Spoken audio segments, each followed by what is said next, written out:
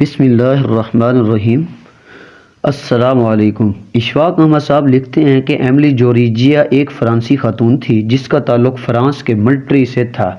NATO میں شامل فرانسی military میں یہ خاتون بھی شامل تھی جنہیں مسلمان ملک میں شام میں بھیج دیا گیا جب فرنگیوں کے جنگی طیاروں نے شام کے ہنستے بستے شہروں کے دہشت گرد حکومت سے نجات دلانے اور عوام کے اقتدار کی منتقلی کے نام پر ملیا میٹ کرنا شروع کر دیا تو شام میں مائیں بہنیں بیوہ اور یتیم ہونا شروع ہو گئی اور مسلمان ممالک چین کی نیند سوتے رہے۔ اور اس کے بعد نیٹو فورسز نے زمین فوج کے کچھ دستے بھی شامل میں بھیجے۔ ان میں یہ فرانسی خاتون ایمیلی جوریجیا بھی شامل تھی۔ ایمیلی جوریجیا مذہین یہودی کی تھی، اسلام اور مسلمانوں سے انتہا کی نفرت کرتی تھی۔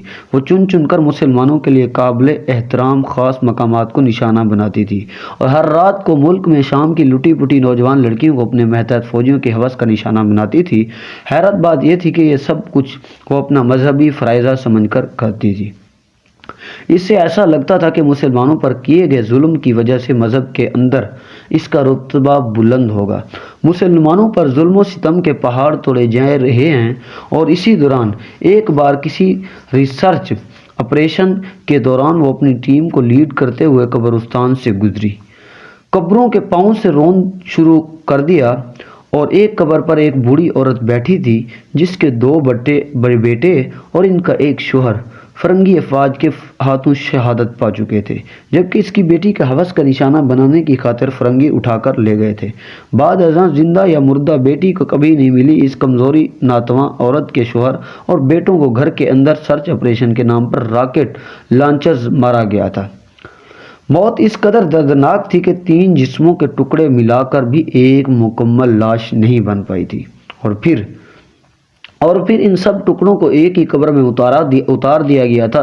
اس سب خاتون کی دنیا اجڑ چکی تھی اور اس کا سارا دنیا وہی تھی اور اپنے شوہر بچوں کی قبر پر بیٹھے ہوئے گزرتا تھا اور وہ حسب معمول بیٹھی تھی جب ایمیلی جوریجیا اپنے ساتھیوں کے ہمراہ قبروں کو پامال کرتے ہوئے اس عورت تک پہنچی اور اپنے ترجمان کے ذریعے اس بوڑھی عورت سے یہاں بیٹھنے کی وجہ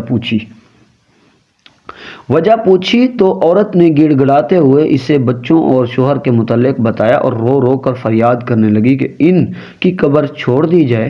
عورت کی بات سن کر بجائے رحم دلی کرنے کے ایمیلی جوریجیا ساتھیوں کو قبر نست و نابود کر دینے کا حکم دیا۔ بزرگ خاتون جو کمانڈر خاتون کا حکم تو نہ سمجھ سکی مگر اس نے قبر کے ملیا میٹ ہوتے ہوئے دیکھا تو ان کی کو روکنے لگی اور اپنی طرف سے رو رو کر چیخ کر ان کی منت سماجت کرتی رہی، ایسا نہ کرو۔ اور اسی دوران بوڑھی عورت کی بات مکمل ہونے سے پہلے ایمیلی جوریجیا اپنے یہاں سپاہیوں کو حکم دے کر عورت کے نازک اعضاء پر گولیاں چلوا دی اور وہ مظلوم عورت یہ کہتے کہتے وہیں مر گئی کہ اے رب العالمین تو ہی مجھے انصاف دے گا، یہاں تیری اس لاچار بندی کی فریاد سننے والا کوئی نہیں۔ عورت کے موت کے بعد نہ صرف ایمیلی جوریجیا جو خود قبرستان کے احترام سے قطع نظر قبروں پر غلاظت کے بلکہ اپنے سپاہیوں کو بھی ایسا کرنے کا حکم دیا اور سپاہیوں کو اس کا حکم بجا لائے، پھر وہ واپس اپنی رہائش پر چل دیے۔ وہاں پہنچ کر شباب اور کباب کی محفل جمی اور پھر سب سونے کو چل دیے، مگر وہ رات سب کے لیے بھاری ثابت ہوئی۔ رات کو کوئی بھی سکون سے نہ سو سکا، کوئی نظر نہ آنے والی مخلوق ان جسموں پر ضرب لگاتی رہی، یہاں تک کہ اس رات 6 سپاہی عجیب و غریب موت مر گئے۔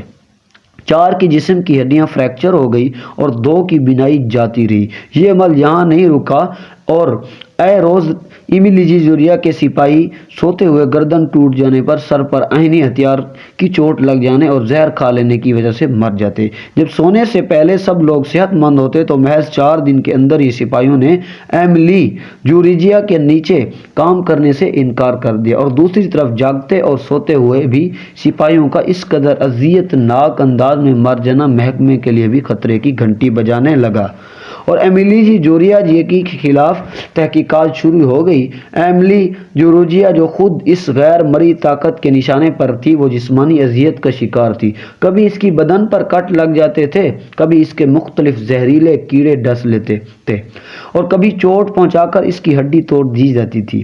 دوران حقیقت وہی ही वो दिमागी तवागन खो बैठी और इसे मुलाजमत से बर्खास्त करके मेंटल अस्पताल मुंतकिल कर दिया गया।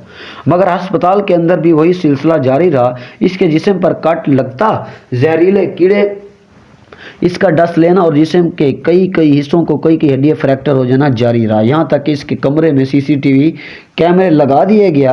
कैमरे के अंदर कोई भी चीज़ जिस्म ना आती, अलबत्ता एमिली जूरिया का जिस्म बिस्तर से उछलकर ज़मीन पर गिरते नजर आता, जैसे इसे किसी ने पूरी कुव्वत से हवा में बुलंद किया और फिर ज़मीन पर दे मारा हो, और कीड़ा ज़मीन पर चलते हुए नजर ना आता, अलबत्ता अचानक से एमिली जूरिया के जिस्म पर नमूदार होता और इसे डसता और जिस्म पर ही गायब हो जाता। डॉक्टर ने इसको लाइलाज करार देकर इससे तवज्जो हटा ली और इसकी मादी पर तहकीक शुरू कर दी। जब वो कब्रिस्तान वाले वाक़या पर पहुंचे तो उन्होंने मुस्लिम उलमाए कराम और मुस्लिम डॉक्टर की खिदमत हासिल कर ली, और डॉक्टर उलमाए ने इनकी खिदाई अजाब से मुतल्लिक आगाह किया, मगर साथ ही माजरत कर ली कि वो चाह कर भी इस मामले में कोई मदद नहीं कर सकते। आखिरकार थक हार कर एमिली जूरिया के कहने पर इसे जहरीले इंजेक्शन देकर मौत के घाट उतार दिया गया।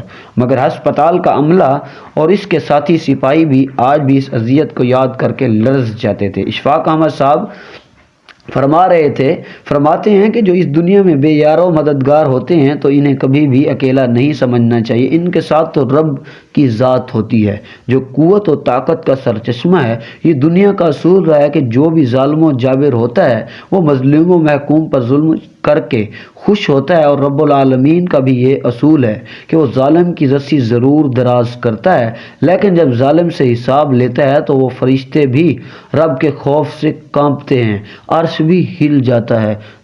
इशफाक अहमद साहब फरमाते हैं कि मैंने अपनी आँखों से ऐसे हज़ारों वाक़ियात लोगों को देखा है जो अपने वक्त में फ़िरौन बने होते हैं और बेइंतहा के ज़ालिम होते हैं, लेकिन इनकी मौत के वक़्त वो इब्रत का निशान बन जाते हैं। बाज़ दफ़ा इनकी औलाद इन्हें इस नहज पर ले आती है कि वो ख़ुद मरने की दुआएं करते हैं, और बाज़ दफ़ा इनका माल, इनकी ज़मीन और ज़र इस तरह लड़ाई झगड़ों में बढ़ते हैं कि दुनिया आखिरत दोनों में जलील होने की तैयारी शुरू कर देते हैं। अल्लाह पाक से दुआ है कि वो जालिमों को जुल्म से हम सब को महफूज रखे।